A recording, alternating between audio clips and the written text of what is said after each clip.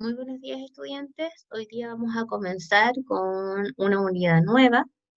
Por lo tanto, esa unidad es la unidad número 2, que se llama ¿En qué gestos podemos encontrar la amistad? Nuestro eje principal, por lo tanto, como tema, va a ser la amistad, ¿ya?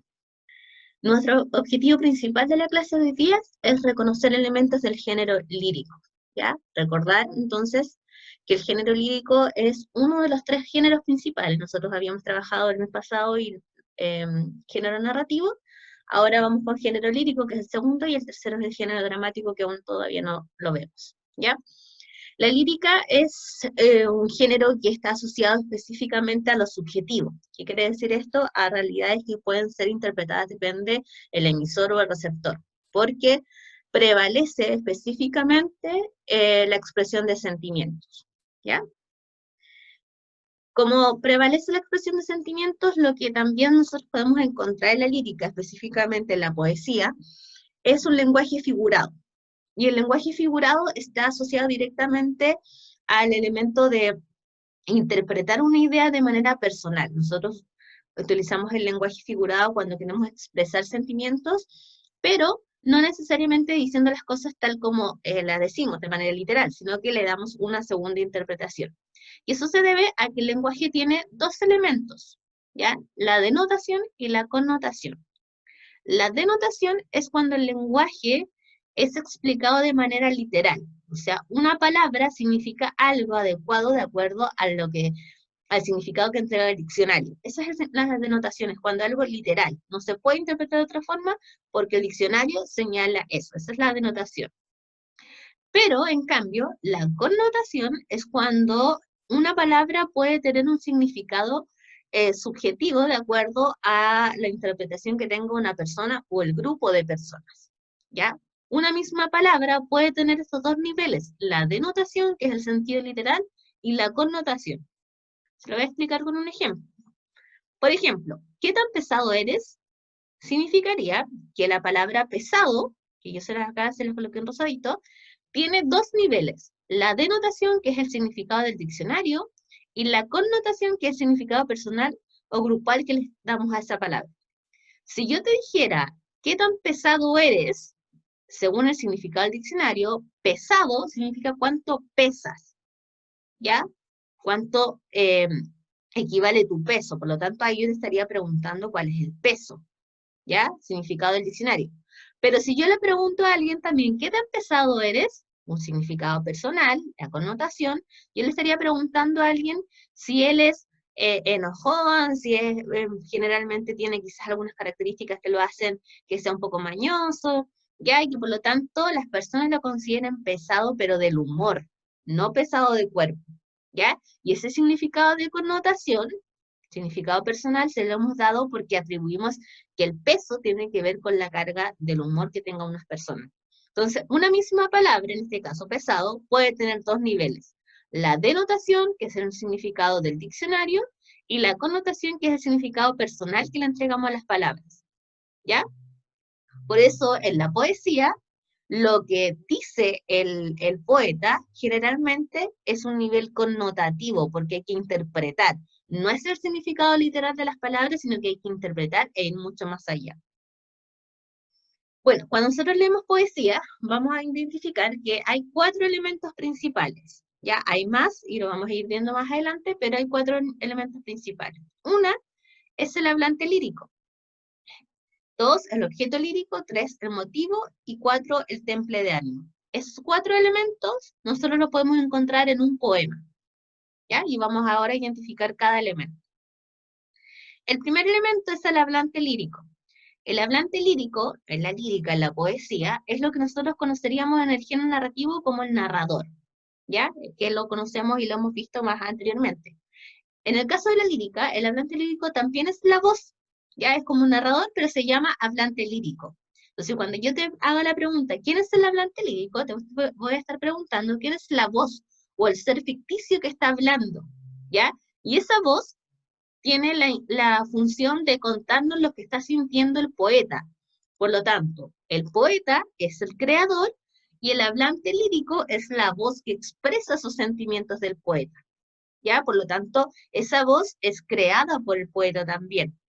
A veces el autor de un poema puede ser una mujer, pero la voz, o sea, el ente que está hablando en la poesía puede ser un niño, un animal, una persona, un sentimiento, ¿ya? Porque el poeta decide a quién darle la voz. Y esa voz que habla en la poesía se llama hablante lírico. Después tenemos el objeto lírico. El objeto es a quién va dirigido mi poema. Por lo tanto, puede ser un elemento específico, como acá yo coloqué, no sé, un celular, un paraguas, una tetera, o puede ser algo mucho más abstracto, un sentimiento, el amor, la nostalgia, la tristeza, ¿ya? Pero va dirigido directamente al ente al cual el poeta hace su canto, su poesía. ¿Quién es el objeto de inspiración? Ese es el objeto lírico. ¿Ya? Por lo tanto, cuando uno lee una poesía, tiene que identificar a quién va dirigido y de quién se está hablando específicamente. Y si, por ejemplo, todo el poema habla sobre la tetera, de sus funciones, el objeto lírico va a ser la tetera. ¿Ya? El tercer elemento es el motivo lírico. El motivo lírico es la idea principal, o sea, lo que nosotros estaríamos asociando como cuál es el tema principal del poema, ¿ya? Y lo que más representa el mensaje. Por lo tanto, cuando yo te pregunto por motivo lírico, si hago esa consulta de qué es un motivo lírico, usted tendría que decirme cuál es la idea principal del poema, ¿ya?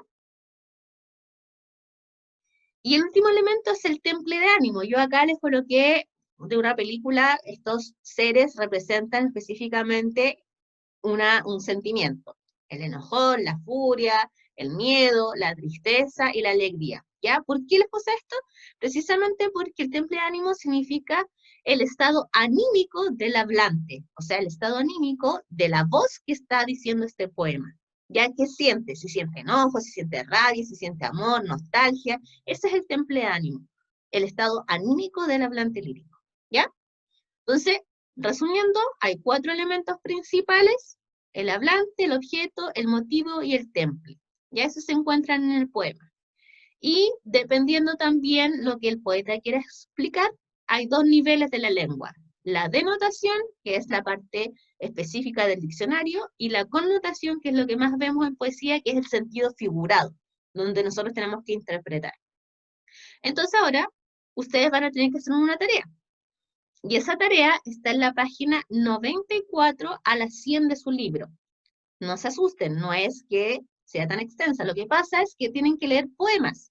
Y los poemas son cortitos, pero abarcan harto espacio, ¿ya? Son 3 poemas. Una es El amigo, de Pablo Neruda. El otro es Alguien anda allá afuera. Alguien allá afuera cree en vos, de Elvira Sastre.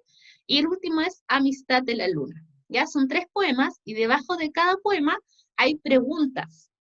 Y esas preguntas son las que ustedes tienen que contestar, obviamente, de manera completa, bien desarrollado, en su cuaderno y con lápiz pasta.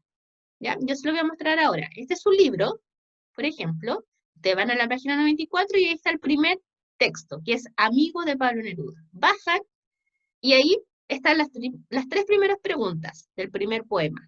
¿Ya? Siguen y ahí está el segundo poema. Alguien allá afuera cree en vos. Leen todo el texto. Y ese poema tiene 2 preguntas, ¿ya? Van 5. Vamos al tercer y último poema, que se llama Amistad de la luna, de Carolina Coronado. Y ese poema, al finalizar, lo leen, ven que no son textos largos, y tiene 3 preguntas más, ¿ya? Y eso es todo. Por lo tanto, son 8 preguntas que deben contestar. El primer poema tiene 3 preguntas, el segundo poema tiene 2 preguntas y el tercer poema tiene 3 preguntas. ¿Ya? La idea es que lo contesten y lo hagan en su cuaderno y al finalizar su tarea me la envíen al correo del departamento, que es lenguajealborada202@gmail.com. ¿Ya? Yo también adjunto una guía, que esta es lo mismo que acabo de explicar, la tarea, para que ustedes puedan hacerla ordenadamente y enviármela a mí directamente. ¿Ya? Recordar que sea con lápiz pasta para que yo pueda leer bien el correo y enviarlo con nombre y curso al correo del departamento. ¿Ya? Eso, que estén muy bien, cuídense.